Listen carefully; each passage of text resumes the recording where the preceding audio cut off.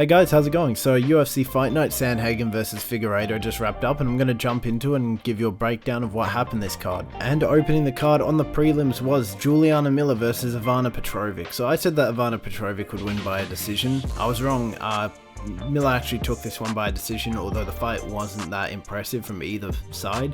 Round 1, Petrovic is throwing in slow motion. I don't know what was going on if she always struck like that, but it was just every punch she threw came very slowly and was incredibly predictable. And Miller's just throwing like crazy, and like she's really sloppy with the striking, and she just constantly trips over herself trying to land these big shots. Barely anything to score in the first round, and Petrovic did get a takedown, which maybe won her the round, but I don't know. Round 2, they both look like they're gassed out already, and they both just start throwing really slowly. I mean, Petrovic was already doing that, but now Miller's throwing really slowly. And Miller gets 2 takedowns this round, so she probably wins this one. That's how low volume this fight was, that, you know, if you got a takedown, you pretty much won. And that's really what happened in the third. Nothing really happened here either, but Miller took the back of Petrovic. 29-28 Miller. Such a dull fight to start the card, and yeah, neither of these fighters looked that good at all. Next fight. Next up was Thomas Petersen versus Don'Tale Mayes. So I said that Petersen would get this one done by a decision win. I thought his wrestling was going to be too much, and I was pretty much dead on. Petersen won this one by a decision. Round 1, instantly we saw that Mayes has no takedown defense. Petersen took him down 3 times pretty much instantly. He'd take him down, Mayes would sort of get back up slowly, and then Petersen would just pull him back down again. And from there he just held top position and kept threatening this arm triangle submission for the rest of the round. Obvious Petersen round. People were saying 10-8. I don't know about that, but yeah. Round 2, same thing as the first round. Mayes just gets pulled down instantly and just held there for half the round. Petersen was landing decent ground and pound here, and there was a point where I was thinking maybe a TKO was in like order, but nope. And Mayes just really throws these slow, predictable punches whenever it does get taken to the feet, but Petersen would just take him down again. Obvious round for Petersen. Round 3, Petersen lands a shot that wobbled Mayes pretty much at the start of the round, and can you guess what happened? Petersen took Mayes down again and just maintained dominant position for the rest of the fight, and near the end of the round he was landing massive ground and pound. And, you know, it's the same throughout the fight. He was landing these big shots from top position. Thomas Petersen wins. He got 2 30-25 cards, so maybe he did get 2 10-8s. And man, did he absolutely dominate this fight. Mayes looked incredibly unimpressive for someone who used to be in the top 15. But yeah, this one was a little bit more fun. Next fight. Next up was Gaston Bolanos versus Quang Lee. So I said that Gaston Bolanos was going to win this one, or Alia Aptoro, as everyone is calling him online. I said he'd get this one done by a decision. He actually lost this one, and Quang Lee submitted him in the second, out of nowhere as well. So round 1, very aggressive round for Lee, where he just comes out rushing forward and he instantly just tries to take Bolanos down, but Bolanos is holding his own on the ground. He was defending pretty much everything Lee was throwing at him, which was a lot. Lee was constantly trying to submit him the whole round, and he was wasting a lot of energy on these submission attempts, I thought, but Bolanos was just defending, and he just tried to survive to the end of the round, which he did. And then in round 2, when they get back to the feet, Bolanos is actually trading decent with him, although Lee is also hitting Bolanos pretty hard. But Lee takes Bolanos down, sits on top, and on the ground he manages to circle around, get the back, and he sinks in a rear naked choke that he squeezes so hard on that Bolanos pretty much gets instantly put out. And Bolanos went out on his shield here. He didn't tap. He didn't look like he was going to tap either. So yeah, Quang Lee got a second round submission here. I thought he was going to gas out, but no. And yeah, it's really the first time we've seen Quang Lee use his grappling as much as this. So yeah, good win for him. Bolanos, he'll be back. Yeah, next fight. Next up is Marina Rodriguez versus Gillian Robertson. So I said that Rodriguez would get this one done. I said by a decision win. I was actually wrong. Gillian Robertson ended up finding a round 2 TKO in this fight. So pretty good performance from her. Round 1 opens up, and on the feet, Rodriguez looks a lot more comfortable. She's a bit more flowy, I guess, with her striking, and she looks like she's been there before, while Robertson's sort of blitzing in and whiffing these shots, trying to sort of push her back against the cage.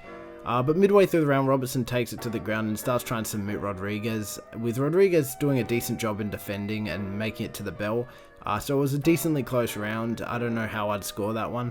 But then round 2 opens up early in the round when Robertson tries to take down Rodriguez, though.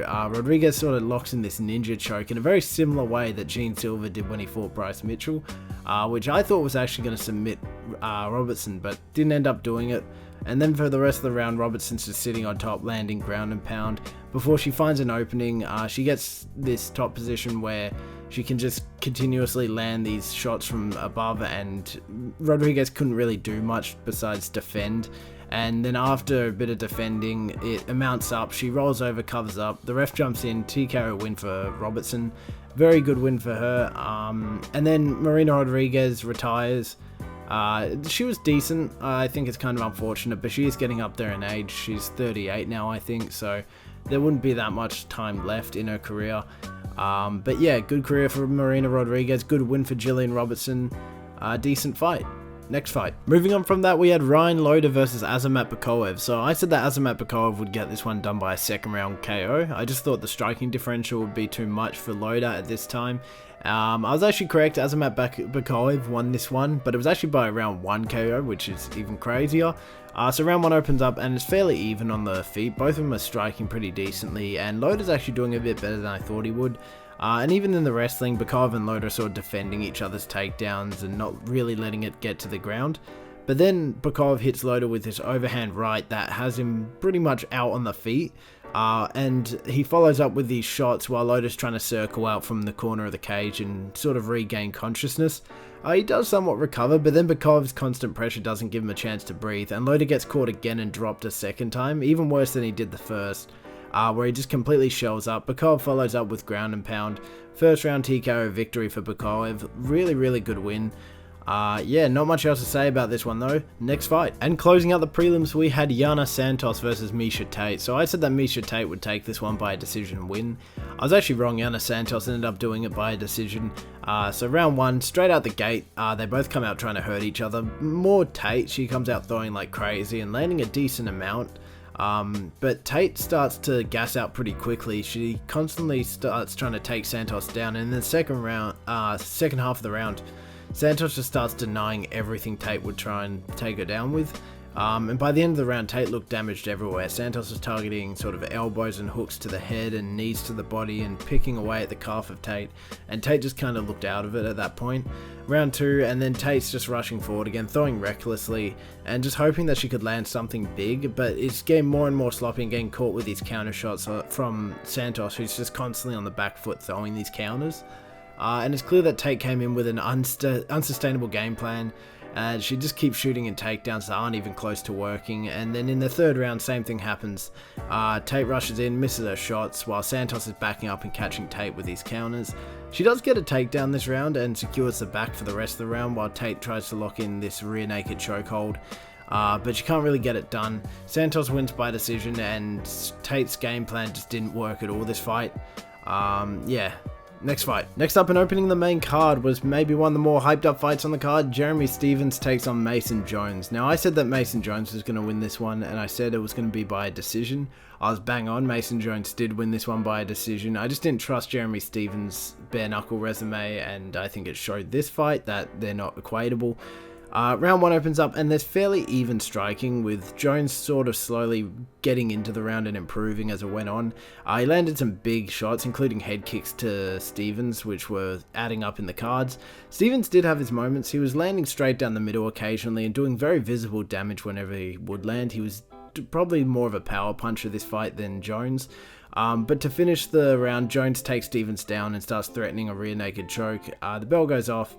Round 2 starts. Stephens very quickly loses his mouth guard within the first couple of seconds of the round, and both fighters just start brawling with each other. They start laying these big combinations on each other. I was surprised no one lost any teeth this fight. And they both finished the round cut open and swollen. Stephens did look better this round. He also got his mouth guard knocked out at a different point. But he landed this one knee down the middle that cut Stephens open pretty badly. Jones did score a takedown as well in the last minute, and Stephens throws this spinning back elbow, which he used as like leverage to get this takedown. Round 3, the whole third round was Jones just taking Stephens down, and Stephens never really got back up after that point. There was a moment in the middle of the round where Jones went for a submission on Stephens that he didn't really end up getting. He was trying to pull the arm out so he could sort of do, I don't know, like an arm bar or something.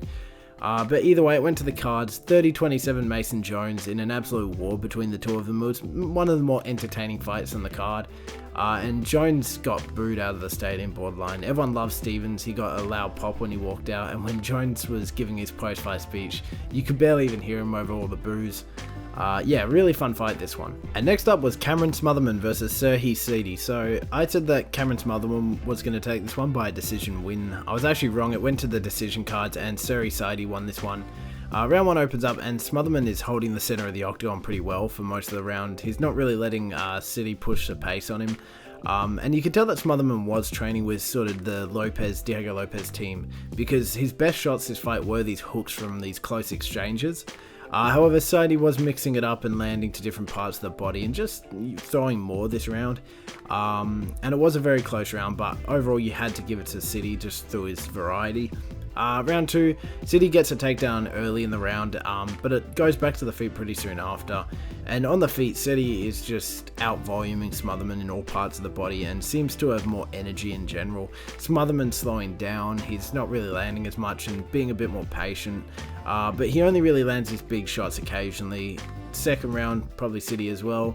Round 3, Smotherman comes out a lot more aggressive this round. He knows he needs to find a finish, and he does look more dominant before getting taken down by Sidey and almost submitted at one point.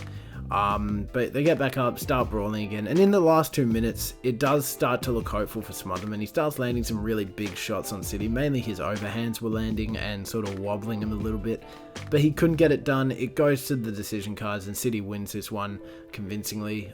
This is probably his first convincing win in UFC history, which is nice to see, and he is a pretty good prospect. Smotherman also looked decent. He just didn't really do enough, but I can see him making a comeback after this. Decent fight. Yeah, next fight on the card. And it's here that we arrive at Montel Jackson versus Daniel Marcos. Oh my god, was this fight so underwhelming. I said that Daniel Marcos was going to take this to a decision and win. He did go to a decision, but Montel Jackson ended up winning this one, and not convincingly in any way, shape or form. This was one of the worst fights I've seen in a while.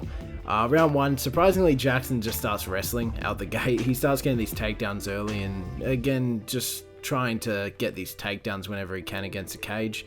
And a lot of this fight was against the cage, and within the last kind of minute of the round, Marcos gets his own takedown, evening it up, but it's incredibly difficult to score. Barely anything was thrown on the feet. Jackson landed a few punches, that was about it.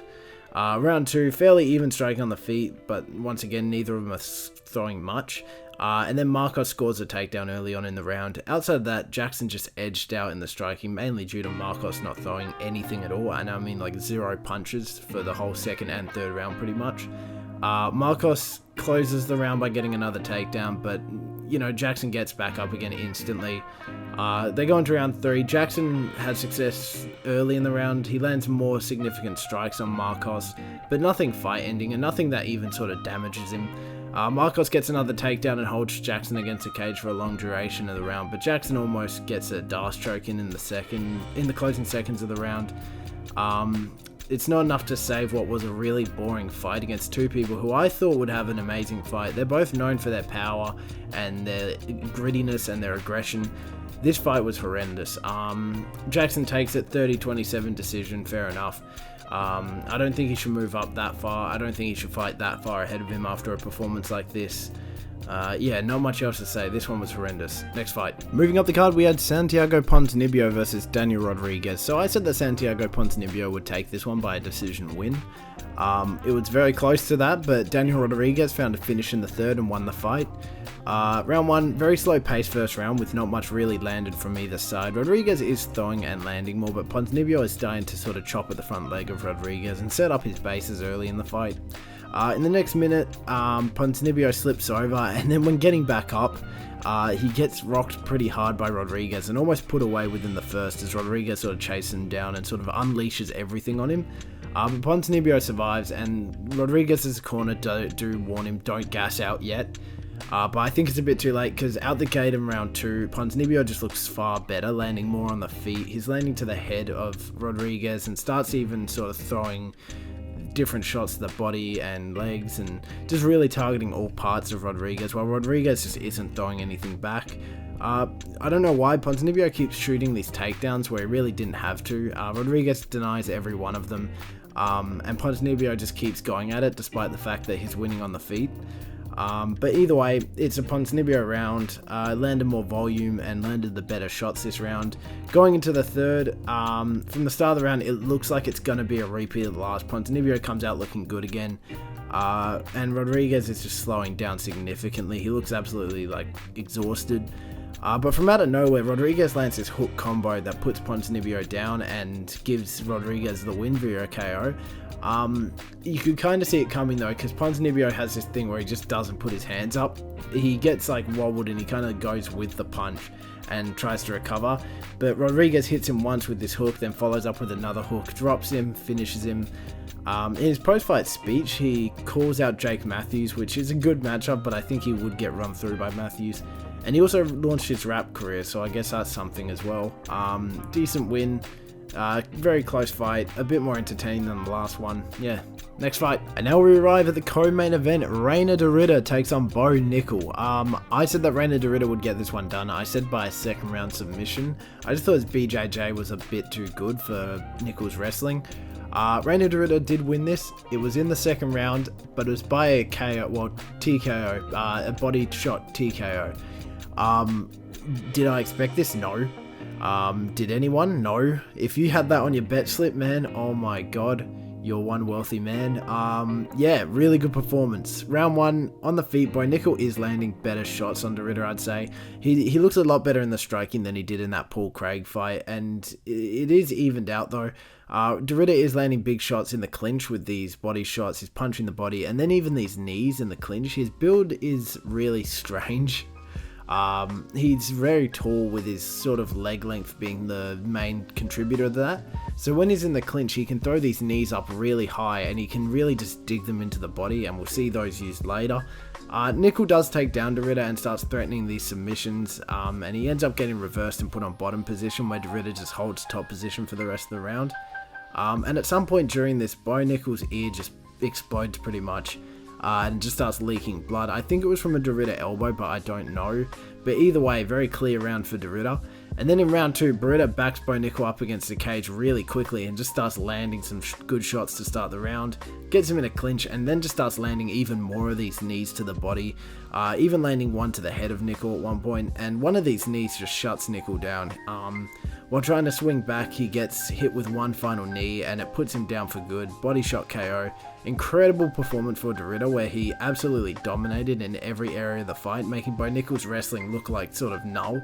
It wasn't really a threat to him this fight, except for that one time where he almost got submitted, but besides that, he just looked in control the whole fight.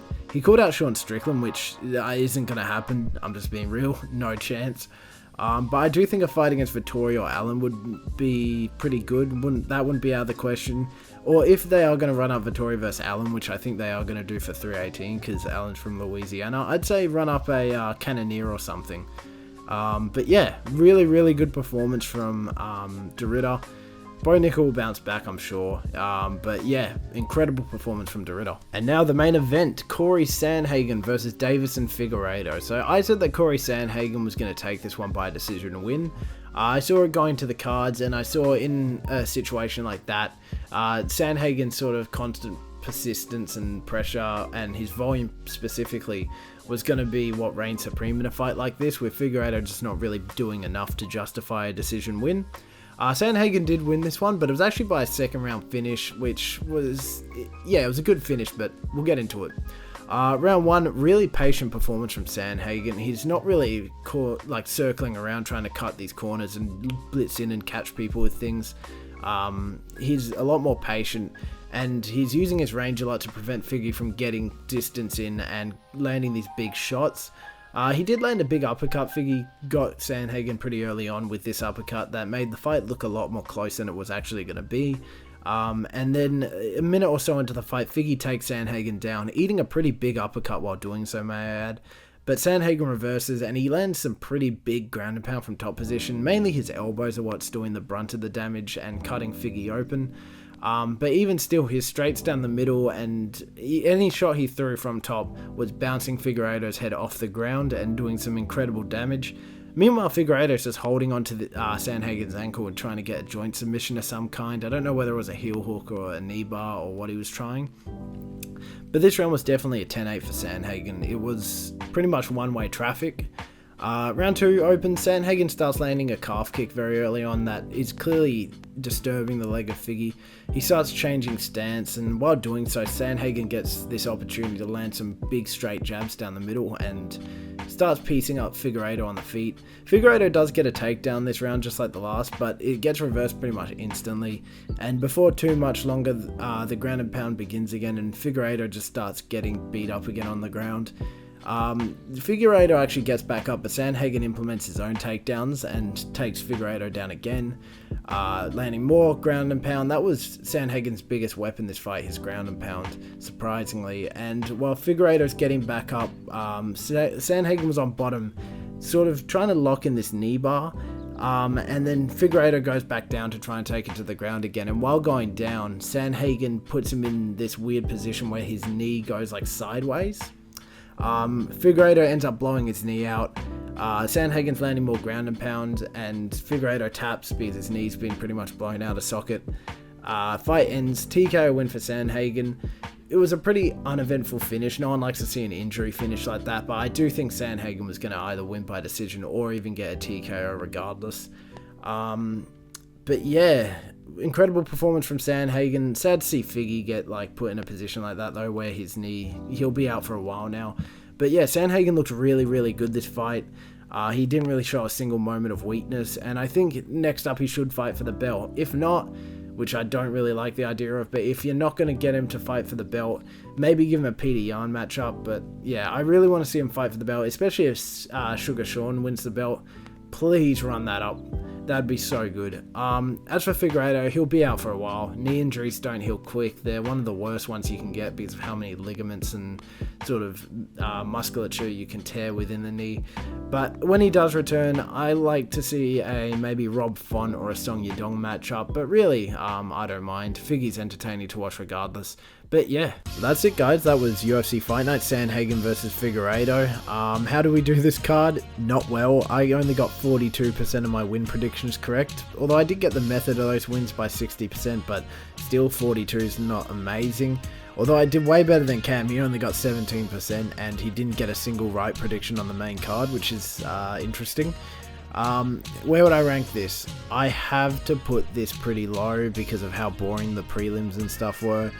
So I'm going to put this in C tier, but I'm going to put it slightly above Cannonier Rodriguez and slightly below Cape Amabayev just because of how good the main event was, but there is some heavy carrying from that main event. But yeah, overall this event wasn't anything amazing. I wouldn't say it was a bad card per se, or it just was subpar. Every fight on it wasn't that memorable outside of maybe the co-main, the main event, and the Jeremy Stephens fight. Maybe the Bekoev fight as well, but man, there were some really underwhelming performances in this, and yeah, there wasn't much to write home about here. So yeah, next week, UFC 315. The tragic news that Yoel Alvarez Benoit is not happening anymore is making me even less excited for that card. So yeah, but the belt can come back to Perth, so there's that. Yeah, bye bye.